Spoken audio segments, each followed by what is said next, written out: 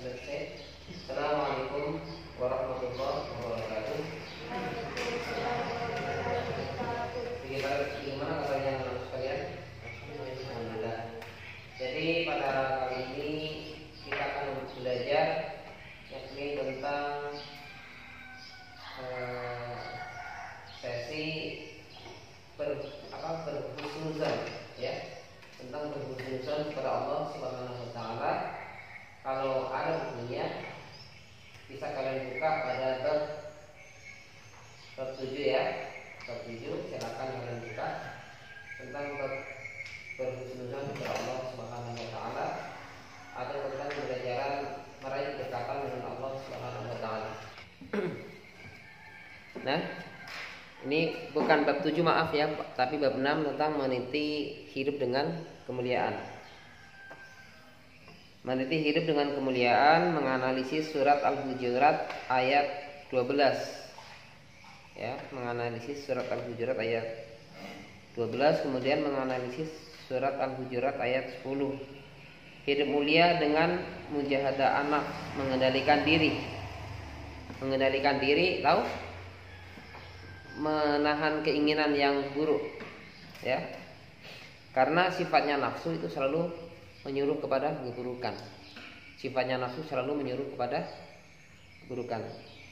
Kemudian hidup mulia dengan berprasangka baik. Hidup mulia dengan berprasangka baik, atau dalam istilah bahasa agamanya namanya husnuzon, berprasangka baik ya. Kemudian hidup mulia dengan persaudaraan, menjalin ukhuwah, memperkuat tali silaturahmi atau ukhuwah. Mari kita membuka relung hati. Di sini ada gambar, bisa kalian buka ya. Bukunya halaman 89. Nah, di sini ada gambar tentara, patung tentara yang belakangannya ada gambar bendera merah putih. Ini melambangkan bahwa tentara sebagai simbol pembela negara. Makanya ada slogan hidup mulia atau mati syahid. Orang yang berjuang di jalan Allah, berjuang artinya perebut kemerdekaan, termasuk para pahlawan nasional, ya, itu orangnya pasti sering disebut-sebut namanya, karena hidupnya mulia, artinya membantu merebut kemerdekaan. Hidup mulia atau mati syahid, sebuah ungkapan yang bermakna ajakan untuk hidup secara mulia atau mati syahid. Jika direnungkan, ungkapan tersebut memiliki makna yang sangat dalam. Hidup mulia adalah dambaan setiap manusia ketika hidup di dunia. Mati syahid adalah salah satu cara mendapatkan anugerah Allah, yakni kelak di akhirat akan dimasukkan ke dalam surganya Allah Subhanahu wa taala. Oke, saya mau bercerita tentang kisah seorang pemuda yang mengendalikan diri. Dulu Nabi Yusuf setelah menginjak remaja itu dimasukkan ke dalam istananya Raja Mesir. Raja Mesir mempunyai istri yang cantik, namanya Zulekha ya. Nah, karena Nabi Yusuf kan ganteng ya. Nabi Yusuf nabi yang paling tampan. Nabi Yusuf karena tampannya di dalam istana Mesir, itu si Zulekha istrinya Raja Mesir itu tertarik. Ini Nabi Yusuf dirayu, artinya mungkin dikasih tahu sesuatu, akhirnya masuk ke dalam kamar pribadinya Zulekha. Akhirnya si Zulekha menggoda untuk melakukan sesuatu kan. Pasti anak muda tahu untuk melakukan apa. Nah, Nabi Yusuf digoda untuk melayani dirinya. Nabi Yusuf tidak mau. Kita artinya bisa mengendalikan diri. Coba kalau anak sekarang, jangankan minta digoda, malah anak sekarang yang menggoda perempuan untuk melayani dirinya. Nah, Nabi Yusuf akhirnya nggak mau, dia menolak. Dia lari menuju pintu. Akhirnya Zulekha menarik bajunya. Yang robek itu bagian belakang baju, jubah ya, bagian jubah belakangnya Nabi Yusuf. Nah, akhirnya Nabi Yusuf dikawin hitamkan sama si istrinya raja. Wahai raja, bagaimana pendapat kalian jika ada seseorang yang hendak mencelakakan istrinya maksudnya dirinya yang dibilangkan. Akhirnya Nabi Yusuf disidang, akhirnya diputuskan. Andaikan bajunya yang robek bagian depan, itu yang salah Nabi Yusuf. Karena dia pasti perempuan yang dia tidak mau. Perempuan yang berkuasa dia tidak mau dirobek bagian depan. Tapi kalau yang robek bagian bajunya di bagian belakang, yang salah yang perempuan. Kenapa? Pertimbangannya pasti ini laki-laki yang lari di baju bagian belakangnya. Akhirnya dibenarkan Nabi Yusuf. Ini contoh orang yang mengendalikan diri. Padahal Nabi Yusuf kali itu belum menikah. Padahal ketika seorang anak muda dalam kondisi belum pernah menikah, artinya rentan dengan godaan wanita. Sampai di dalam Al-Quran Nabi Yusuf dikatakan, andaikan Yusuf tidak melihat tanda kebesaran Allah, dia menuruti keinginan wanita. Dia menuruti keinginan wanita. Jadi Allah menyelamatkan dirinya dari perbuatan yang keji untuk berzina, dan Allah selamatkan Nabi Yusuf. Coba mengendalikan diri. Sekarang pertanyaan sama kalian, andaikan kalian diajak wanita yang cantik, aman tempatnya, tidak ada yang mengetahui, apakah mampu mengendalikan diri kalian, menghindarkan diri untuk berzina? Nah, ini tergantung dari keimanan setiap individu. Itu contoh adalah orang yang bisa mengendalikan diri. Misalkan kita satu ruangan di dalam kelas, ya, tiba-tiba melihat uang 20.000 di tas teman kalian. Pasti ada niat bisikan setan menggoda untuk ambil uang itu. Nah, disinilah kita diuji apakah mampu mengendalikan diri apa tidak. Ya, mampu mengendalikan diri apa tidak. Sehingga ketika digoda seperti itu, hendaknya kita berpikir, andaikan ini uang diambil, andaikan saya yang kehilangan uangnya, bagaimana perasaannya? Diambil uangnya, mungkin lapar ketika untuk makan, jadi hilang uangnya nggak jadi makan.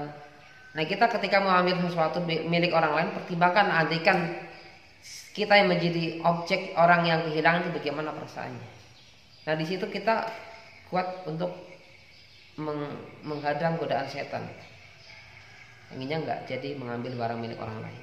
Itu contoh mengendalikan diri. Lanjut. Ya. Di sini ada gambar. Cermati gambar ya pada wacana berikut ini. Alam adalah anugerah Allah yang harus dijaga. Kemudian ada gambar seorang ibu yang sakit ditunggui oleh anaknya, tetap berbaik sangka kepada Allah walaupun sedang sakit. Kemudian berikutnya memberikan hadiah kepada orang lain sebagai tanda persaudaraan. Contoh kecil, ketika kita sedang sakit, mau tidak mau kita harus bersabar. Sabar sakit, tidak sabar tetap sakit. Kalau sabar kita dapat pahala, kalau nggak sabar nggak dapat pahala. Maka sikap yang terbaik adalah bersabar. Makanya sakit merupakan pemberian dari Allah yang harus kita sabari. Karena dengan sakit bisa jadi dosa-dosa yang kita miliki dalam diri kita menjadi hilang dengan sebab sakit. Sehingga dikatakan dalam hadis, sakit itu menjadi kafarat, menjadi penebus dosa-dosa yang ada dalam diri kita. Karena sakit apa? Hati? Demam. Nah, bersabar, berbaik sangka sama Allah. Mungkin ada dosa yang kita lakukan tidak bisa dihapus kecuali dengan sakit yang dia rasakan.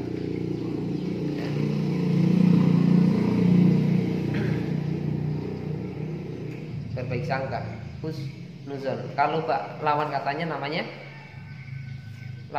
berbaik sangka apa? Suuzon. Apa artinya suuzon? Berburuk sangka. Ya, mengendalikan diri atau mujahadah an-nafs ya. Mengendalikan diri atau kontrol diri ya, mujahadah an-nafs artinya menahan diri dari segala perilaku yang dapat merugikan diri sendiri dan juga orang lain. seperti sifat serakah atau tamak. Dalam literatur Islam, mengendalikan diri disebut as-saum. Sehingga dalam hadis Nabi dikatakan, wahai pemuda, barang siapa di antara kamu yang mampu menikah, hendaklah dia nikah. Yang demikian itu amat bisa menundukkan pandangan dan amat memelihara kehormatan. Tetapi barang siapa tidak mampu memberi nafkah sama istrinya, ya anaknya, perlu punya pekerjaan yang mapan, maka hendaklah dia saum. Nah, ini as-saum ya, pengendalian diri, as-saum. Karena puasa itu menahan nafsu baginya. Kenapa nafsu? Kenapa puasa itu bisa menahan nafsu? Kita ketahui bersama bahwa setan itu berjalan dalam tubuh manusia melalui pori-pori darah. Jika kata Nabi, persempitlah itu jalan setan. Maksudnya persempitlah dengan berpuasa. Ya. Puasa itu menahan nafsu baginya, kata Nabi. Artinya karena dipersempit jalan setan, akhirnya dipersempit itu jalan pori-porinya setan. Orang berpuasa kan kurang makan, otomatis setan itu tidak leluasa untuk berjalan di pori-porinya manusia. Jadi jelas bahwa pengendalian diri diperlukan oleh setiap manusia agar dirinya terjaga dari hal-hal yang dilarang Allah Subhanahu wa taala. Kemudian yang kedua adalah berprasangka baik atau husnuzon. Berprasangka baik atau husnuzon berasal dari bahasa Arab yakni husnu zan yang artinya baik dan zan yang artinya prasangka. Jadi prasangka baik dalam terminologi Islam dikenal dengan istilah husnuzon. Ya. Jadi prasangka baik dalam terminologi Islam dikenal dengan istilah husnuzon. Istilah husnuzon adalah sikap orang yang selalu berpikir positif terhadap apa yang telah diperbuat oleh orang lain. Prasangka baik adalah sifat yang sangat penting untuk dimiliki oleh setiap orang yang beriman. Sebaliknya prasangka buruk adalah sifat yang harus dijauhi dan dihindari. Mengapa demikian? Karena sifat suuzon itu selalu didorong oleh negatif thinking, jiwa yang sempit, berpikiran negatif. Itu menunjukkan jiwanya sakit. Orang yang selalu suuzon itu susah untuk maju, susah untuk maju. Makanya disinilah kita mengendalikan diri. Kenapa? Nah ini penting saya utarakan. Kalau orang itu mempunyai dua sifat, dia berarti orang yang mulia. Karena tidak gampang mempunyai dua sifat seperti ini. Apa yang pertama? Selalu husnuzon. Yang kedua, selalu rendah hati. Maksudnya apa yang rendah hati? Tidak merasa lebih baik dari orang lain. Bila mempunyai dua sifat tersebut, selalu berbaik sangka sama orang dan tidak merasa lebih baik dari orang, mulia dirinya. Kenapa? Tidak mudah mendapatkan kedua sifat tersebut. Kebanyakan suuzon.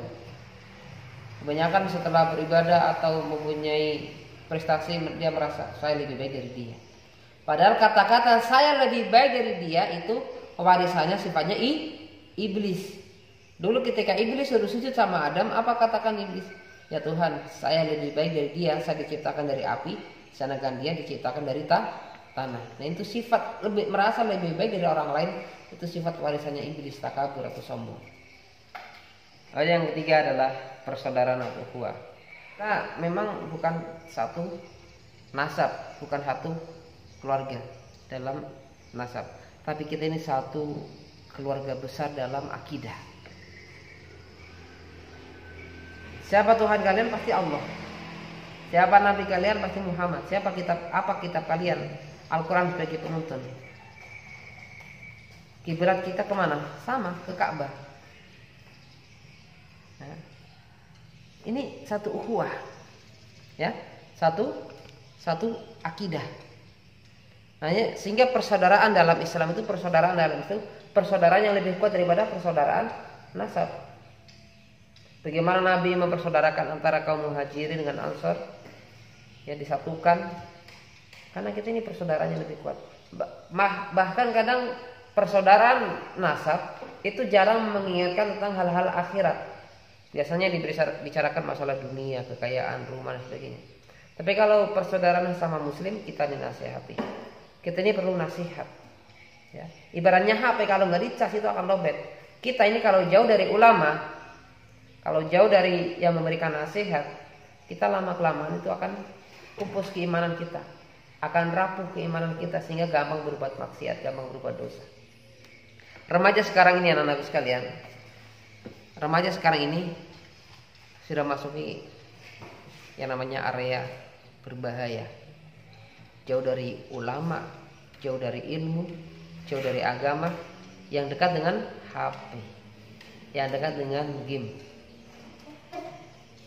Ini nggak bisa kita pungkiri. So? Coba kita tanya pada diri sendiri. Satu hari membaca Al-Quran itu berapa ayat? Satu hari kita menyimak ceramah atau dakwah itu berapa menit?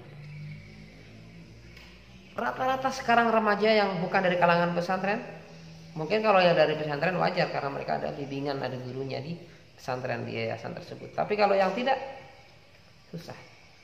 Apalagi bergaul dengan teman-teman yang malas belajar, malas menuntut ilmu, malas untuk belajar agama, udah tambah kacau. Sehingga kata Nabi, agama seseorang itu akan terbawa dari temannya. Kalau temannya malas sholat, temannya malas melakukan hal-hal yang positif, pasti akan terbawa dengan suasana temannya. Disinilah pentingnya mengendalikan diri, ya, mengendalikan diri, mujahadah nafs. Kita punya akal sehat, punya keimanan dalam hati, sehingga kita tidak gampang terjebak dalam pergaulan yang bebas. Banyak kasus-kasus kriminal, ya, di media, baik TV ataupun HP dan sebagainya, karena itu kurang pengendalian diri, kurang menuntut ilmu, jauh dari agama, sehingga tanda-tanda kiamat, ya, makin banyaknya umat manusia jauh dari ilmu, dekat dengan kebodohan. Akhirnya kalau sudah jauh dari ilmu, minum minuman keras itu hal yang biasa. Berzina, mencuri itu bagi dia itu hal yang enteng, yang ringan. Padahal berzina itu dosanya besar. Biasa kita lihat tuh media, bayi dibuang tuh, berita bayi dibuang begitu saja. Kemudian kemarin ada yang bertato ditemukan tewas di dalam sungai karena banyak tusukannya dan sebagainya. Itu orang sekarang kalau lihat kriminal itu kita berpikir, kenapa orang sekarang susah mengendalikan diri, gampang membunuh orang. Itu bahaya sekali. Bahaya sekali. Mungkin pembelajaran mujahadah nafs, kemudian mengendalikan berprasangka baik atau husnuzan, kemudian ukhuwah, itu cukupkan sampai di sini. Ya. Nanti ada materi kelanjutannya tentang pembelajaran ayat-ayat Al-Quran tentang pengendalian diri, prasangka baik dan persaudaraan, surat Al-Hujurat ayat 12, kemudian surat Al-Hujurat ayat 10. Kita akan bahas kandungannya, dan hadis tentang mengendalikan diri, prasangka baik dan persaudaraan. Mungkin cukup sampai di sini pembelajaran kita. Kalau ada yang mau ditanyakan, silahkan tulis di bawah kolom komentar sini ya. Mudah-mudahan ada manfaatnya. Sekian, assalamualaikum warahmatullahi wabarakatuh.